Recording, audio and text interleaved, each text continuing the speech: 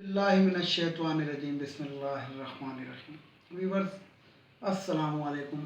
Viewers मैं हूँ आपका मेज़बान सैयद अहमद समी और आप देख रहे हैं सैयद अहमद समी यूट्यूब चैनल रावलपिंडी इस्लामाबाद से। वीवर्स कुछ इंपॉर्टेंट खबरें हैं। एक तो पता होगा आपको कि ज़रा तफसील उसकी नहीं आई है। काजी फाइज़ ईसा के केस का आज बड़ी सख्त हेयरिंग थी और जब मैं आपसे मुखातिब हूँगा तो उम्मीद है कि उस वक्त तक उसका शॉर्ट फैसला भी आ चुका होगा। दूसरा यह कि पूरे लाहौर का कंट्रोल जो है वो आपको जैसा कि मालूम हो कि आर्मी ने संभाल लिया है और शनाख्ती कार्ड के बगैर घर से निकलने पर पाबंदी है।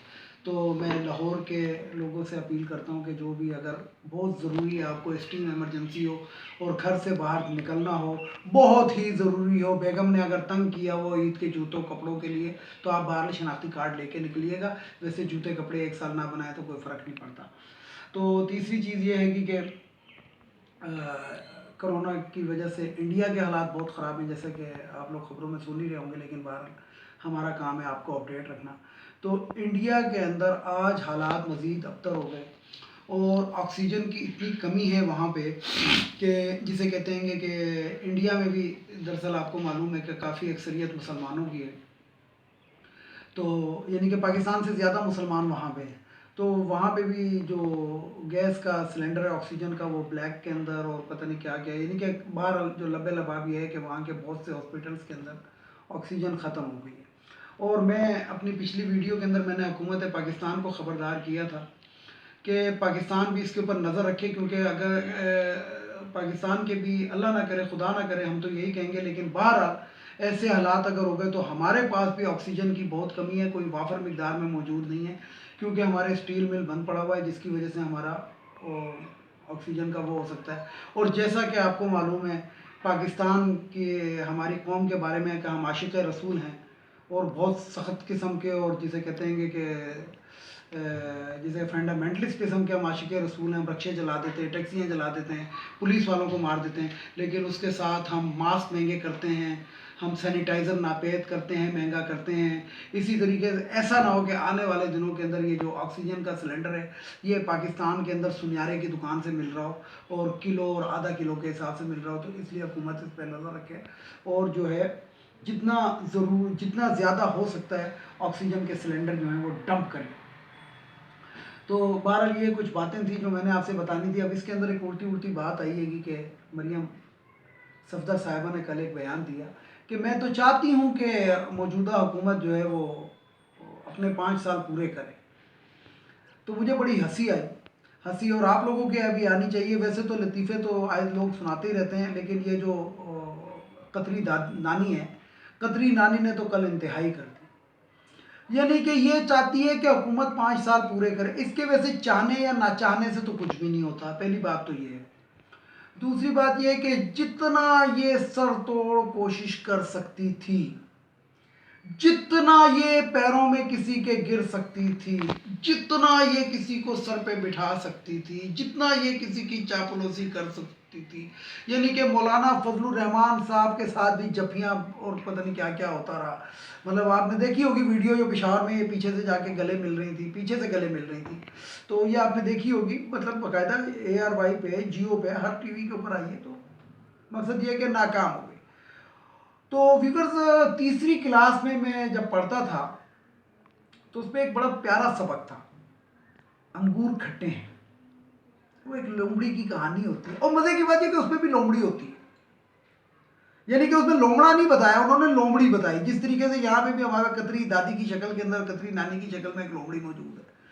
तो वो जो सर तोड़ कोशिश करती है वो लोमड़ी अंगूर के गुच्छों को जिसे कहते हैं कि तोड़ने की, लेकिन जब वो नहीं तोड़ सकती तो आखिर में वो ये कहते हुए एक साइड पे चल पड़ती है कि अंगूर खट्टे हैं। तो अब जो कतरी दादी हैं वो भी इन्होंने ये कह दिया कि जनाब अंगूर खट्टे हैं, समझ लें। लेकिन इनके लिए यहाँ पे अंगूर खट्टे वाली मिसाल तो बैठती है क्योंकि इनके भी बड़े रूप है। तो लेकिन एक और मिसाल इन पे बड़ी हनूस दिल्ली दूर अस्त, फारसी की ये मिसाल इन पे बहुत, क्योंकि दिल्ली जो है वो दारुल हुकूमत है बर सग़ीर का। बर सग़ीर जो था यानी कि हिंदुस्तान, मौजूदा हिंदुस्तान का है, लेकिन जब बर सग़ीर का था तो ज़ाहिर बात है ये हिंदुस्तान और पाकिस्तान एक ही मुल्क थे। तो उस वक़्त ये कहावत बड़ी मशहूर, हनूज़ दिल्ली दूर अस्त, तो इस्लामाबाद दूर अस्त। तो ये कुछ बातें थी जो मैंने आपसे करनी थी और शेयर करनी थी और आपको बतानी थी। अब दूसरी चीज़ ये है कि इंडिया के अंदर जो है एटमॉस्फेरिक बड़ी तेज़ी से बदल रहा है। अब ये मुझे नहीं पता कि ये इन लोगों के मज़हब में है, हिंदुओं के, या क्या है, कि वहाँ पे नारे तकबीर के और अल्लाह अकबर के और कलमे के वर्च हिंदुओं ने शुरू कर दिया। तो अल्लाह करे कि वो दिल से कर रहे हो, क्योंकि हमारे पाकिस्तानी भी बड़ा वर्द करते हैं अल्लाह का, रसूल का, हर चीज़ का, यानी कि बहुत ज़्यादा, बल्कि हम तो मर मिटने के लिए तैयार होते हैं, हम आशिक रसूल जो हैं। लेकिन जो हमारे करतूत है वो भी सबके सामने, यानी कि गलत इंतकाल करने वाला पटवारी हम में से ही होता है, चाय की पत्ती के अंदर रंग डालने वाला हम में से ही होता है, नकली दवाइयाँ बनाने वाला केमिस्ट हम में से ही होता है, नकली घी बनाने वाला हम में से ही होता है, ज़ख़ीरा अंदोज़ हम में से होता है, गोश्त के अंदर पानी भर के बेचने वाला हम में से होता है, जेल साजी करने वाला हम में से होता है, जेली नोट बनाने वाला हम में से होता है। यानी कि आपको कितनी मिसालें ऐसी दे दूँ, कितनी मिसालें मैं ऐसी दे दूँ कि आप सोच नहीं सकते। मतलब मैं हर चीज़ की एक मिसाल दे सकता हूँ, क्योंकि हम आशिक रसूल हैं, हम आशिक रसूल को मानते हैं। काश हम उनकी भी मान लेते कि रसूल पाक सल्लल्लाहु अलैहि वसल्लम ने फरमाया क्या, हम ये भी मान लें, तो मेरा ख्याल है कि तमाम के तमाम मसले हल हो जाएंगे। आखिर में एक बात कहना चाहता हूँ आज, बहुत ज़रूरी, कि रमज़ान का महीना है और ये कोई ढकी छुपी बात नहीं है। तो ये जो रमज़ान का महीना था, इससे पहले जो था, कहते हैं रमज़ान का जिस महीना आता है, जब रमज़ान का चाँद नज़र आता है तो शैतान को कैद कर दिया जाता है। अब मसला ये कि रमज़ान से पहले शैतान आज़ाद था। जिस टाइम शैतान आज़ाद था तो उस वक़्त 80 रुपये किलो नींबू मिल रहे थे, नींबू।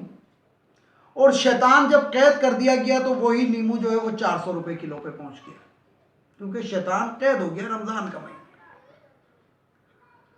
तो मैं यानी कि एक छोटी सी मिसाल सिर्फ नींबुओं की दी। मैं अल्लाह ताला से दुआ करता हूँ कि हमारी कौम को अल्लाह ताला सिरात मुस्तकीम अता करे।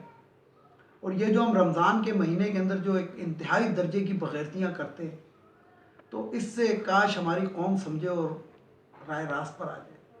दूसरी बात मैं एक बात करना चाहता हूँ हुकूमत पंजाब को, कि आपने बड़े तरीके से मुर्गी का गोश्त जो था वो 400 रुपये के करीब कर ही दिया।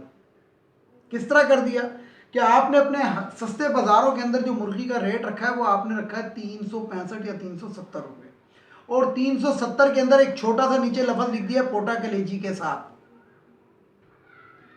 तो वाकई ये जो बुज़दार साहब, जितना आप इमरान खान की हुकूमत को ख़राब कर सकते थे आप कर रहे हैं। वाकई मैंने आपको अपनी एक वीडियो के अंदर बताया था कि शहबाज शरीफ और नवाज शरीफ करते कराते कुछ नहीं थे, लेकिन उनको हुकूमत करना आती थी। होता क्या था कि जब रमज़ान का महीना आने वाला होता था तो रमज़ान के महीने की पहली तारीखों को जनाब उन्होंने बाज़ारों को भर देना, उन्होंने हर चीज़ उसके अंदर डाल देनी, यानी कि वो जो सस्ते बाज़ार हम रमज़ान बाज़ार लगाते थे, और तीसरे रोज़े को हर चीज़ गायब भी हो जाती थी।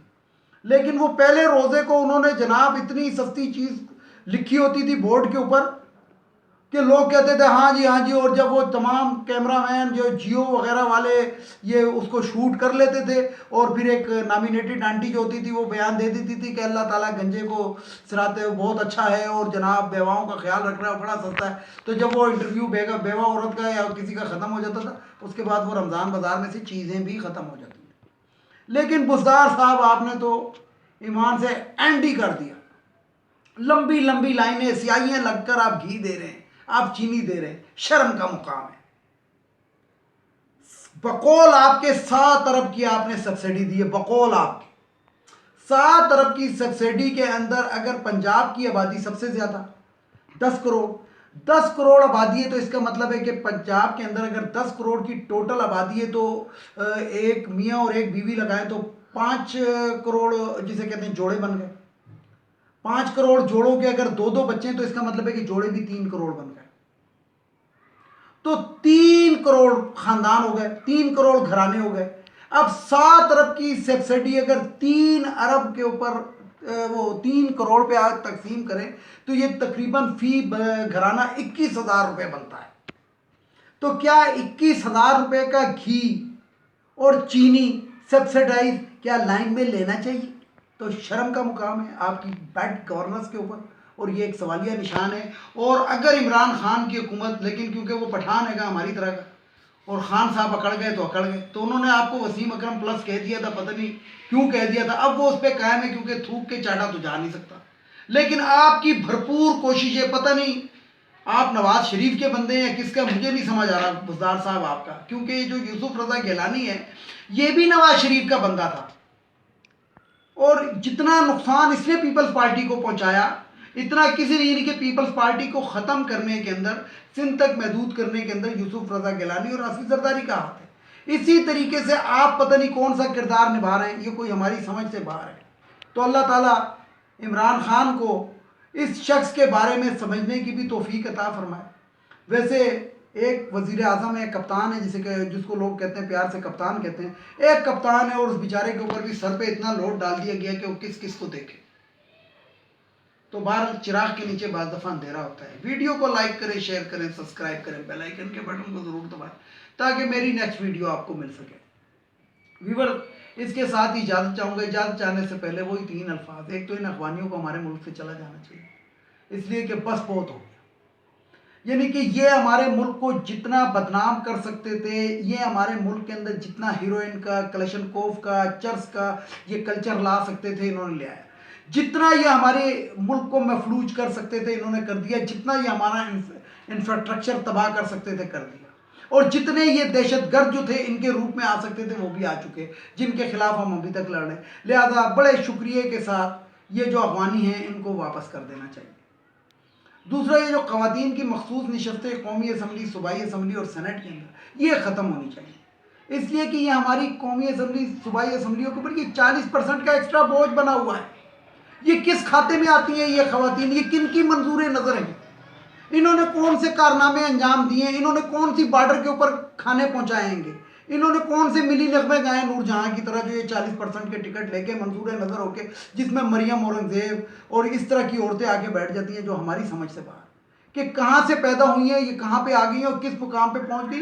यानी कि इनका ओहदा जो होता है वो MNA और MPA का होता है, यानी कि इनको प्रोटोकॉल मिलता है। तो मुझे बताएं कि इन्होंने कौन से ऐसे कारनामे, इन्होंने कौन से एटम बम ईजाद किए हैं कि इनको मखसूस नशस्त के ऊपर मुफ्त में लाया जाता।